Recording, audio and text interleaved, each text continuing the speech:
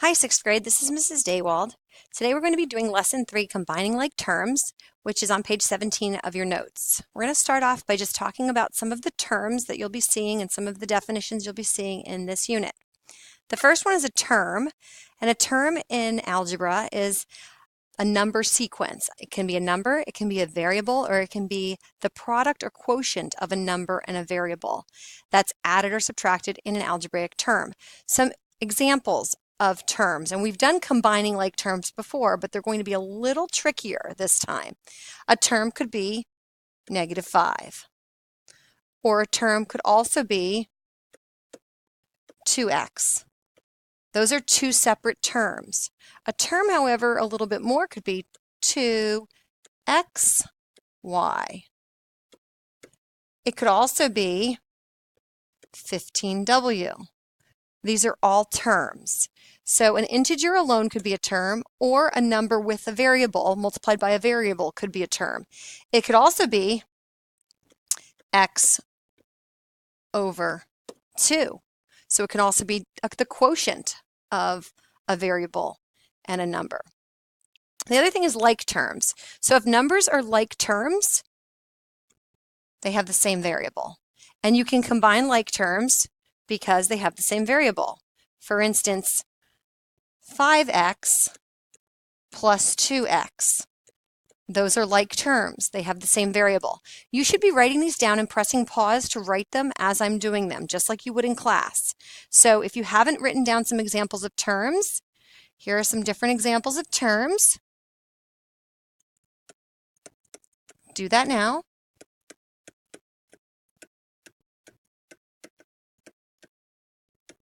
And here are two examples of some like terms. Another example of like terms are 5y minus y. Those are also like terms. Notice they have the same variable. And I could combine those like terms. We're not at that point yet, but I could do it. Hopefully your mind is starting to think about what the answer would be if I were to combine like terms. Equivalent expressions is the next one. They have the same value for all values of the variable. So if two expressions are equivalent expressions, then they would be equal, and the two separate expressions would be equivalent. An example of an equivalent expression looks a little bit like an equation, but it's two separate expressions with an equal sign in the middle. I'm going to change my color just so that you can see that equivalent expressions would look something like this. 5x plus 2 is equal to 9x minus 3. Those are two equivalent expressions. I have an expression right here, and I have an expression right here with an equal sign in the middle. They are equal. Last thing is to simplify, and we've talked about this many times. When I simplify an expression, I do one thing here. I combine like terms, and I don't have this in here, but I would like you to also add, you can also remove parentheses.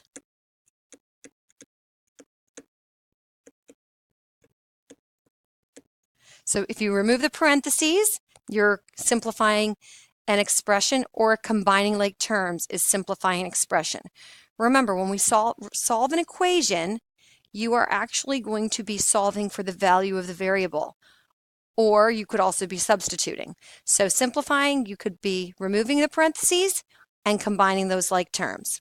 So the problem of the day today, go ahead and solve it. Press pause, solve it on your own, and then I will solve it with you in a moment.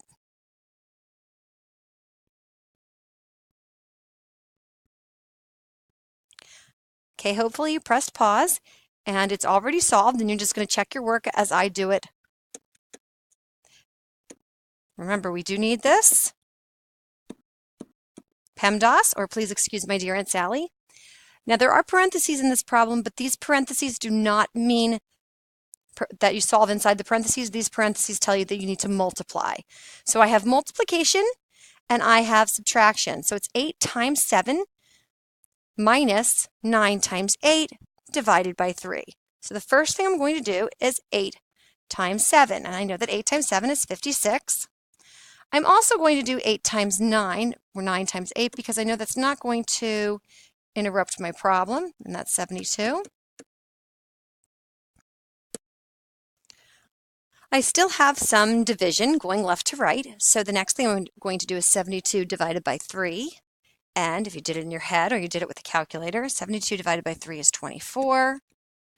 And I'm going to bring down my minus 56. And 56 minus 24 is going to be 32. And that's my final answer. Okay, going to the next page. Let's do a couple of these.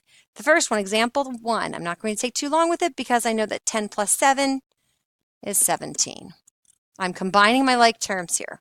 I also know that 14 minus 9, go ahead and do it on your own. Press pause if you have to, is 5. Notice I'm writing the answer underneath. Now I'm going to combine like terms. I have 4x plus 5x. I like to box them to separate them. You don't have to box them, but it might not be a bad idea. So I know I have the coefficients of positive 4 and positive 5. I'm going to add the coefficients. Positive 4 plus positive 5 is positive 9, and it's going to be x. Think back to hands-on equations when we had 4 blue ponds plus 5 blue ponds. That gives me 9 blue ponds, or 9x. Next, I have 11x minus 7. And I'm just going to, in this case, I have 11 minus 7. I'm going to subtract the coefficients. And I know that 11 minus 7 is 4. And it's going to be 4x. We're getting a little trickier. In example 5, we have both coefficients and variables, but we have variables of y and x. So I'm going to start with boxing my numbers just to make it more clear. I have 10x minus 3x plus 5y. So I know that I only have, I'm going to erase this up here just so that I have a little bit more room. You hopefully do have a little more room. I know that I have 10x minus 3x. You don't necessarily have to do subtraction in this case because I know that 10 minus 3 is not going to be a negative number. 10 minus 3 is just going to be 7. So I have 7x. Y is not a like term, so 5y is not a like term, so my final answer is 7x plus y. Press pause and try the next one, and then I will do it with you in a moment. Okay, hopefully you pressed pause and you have your answer, and as I do it, you can do it with me. I have all of my a's. I'm going to look at all of my a's and I'm going to combine them. So I have 4a and I have 7a. So 4a and 7a, I would add 4 plus 7. 4 plus 7 is 11a plus 6. And that's my final answer. I cannot combine 11a plus 6 because 6 does not have the variable of a. Okay, next one. We're getting a little harder. I now have 4 terms. This is a term. This is a term. This is a term. And last but not least, 3y is also a term. Now, some of you are probably thinking about 3y as minus 3y. It is minus 3y. Because there's a minus sign in the middle, we will have to do subtraction. But with the other ones, we do not have to do subtraction. But before we go on, I'm going to start with doing subtraction down here for this 2x plus 3y. I would keep the 2x.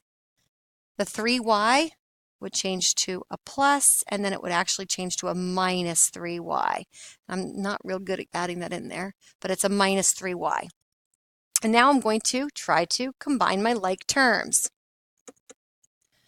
I have a 3y. Notice there's a 3y there. I'm sorry, 3x, I apologize, 3x, and I have a 2x. And 3x plus 2x is 5x. And last but not least, I have a positive 4y and a negative 3y. And if I combine those terms, that would give me a plus 1y. So because 4 minus 3, I'm going to subtract the coefficients, is 1. So it's a positive 1y. I wouldn't write 1y, though. I just write y. That should be review from what we learned a couple months ago. All right, next one, example 8. I'm going to change my color. I have a 2h. I have a 3m. I have a 5m. And I have a minus 2h. So down here, because I have this minus right here, I need to do subtraction. So I'm going to keep the 8m. the minus becomes a plus, and then this becomes a negative 2h. So negative 2h, I have positive 2h and negative 2h. Those are two like terms, and they are opposites, positive 2h and negative 2h.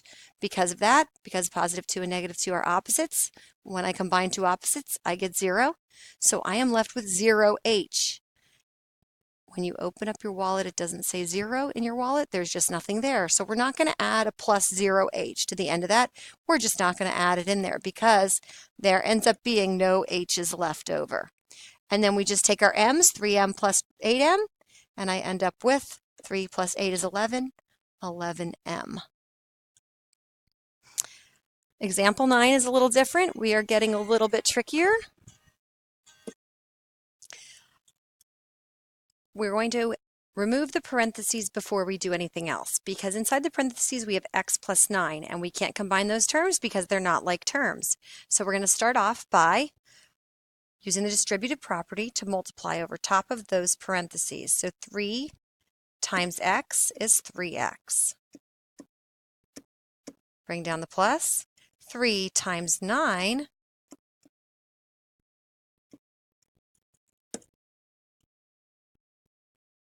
is 27. And then we also can bring down our plus 4x. And at this time now, I can combine my like terms. So I know that 3x and 4x are like terms, and it's both positives. There's no subtraction in the middle. So 3x plus 4x is 7x. And then I just have an integer of plus positive 27 left. And that is my simplified combined like terms expression. Next one, we're going to combine like terms again by removing the parentheses, same as the last one. This time it's over top of subtraction. So 8 times 2y minus 8 times 6. And 8 times 2y, you just multiplied 8 times 2, and that would be 16y minus 48 minus 20. Now, my like terms in this case are integers, so I need to combine minus 48 minus 20. Remember, if there's a subtraction sign between my two boxes, I have to do subtraction. So I'm going to keep the negative 48. This becomes add, and change the 20 to negative 20. So now I'm combining negative 48 and negative 20. And remember, when it's the same sign, I have to add. So 48 plus 20 is going to be 68. And it's the same sign, negative, negative, so I keep the sign of negative. And then I just bring down that 16y. And that is your lesson on combining like terms. I actually have one more, though, which is a little bit harder, and I have a couple more minutes before this video cuts off. So if it cuts off, then I would like you to go on and do the rest of these on your own. Actually, number 11 and 12 are on your own. So why don't I go ahead and let you do those on your own, and then I will have you check them after they are completed. Have fun combining like terms.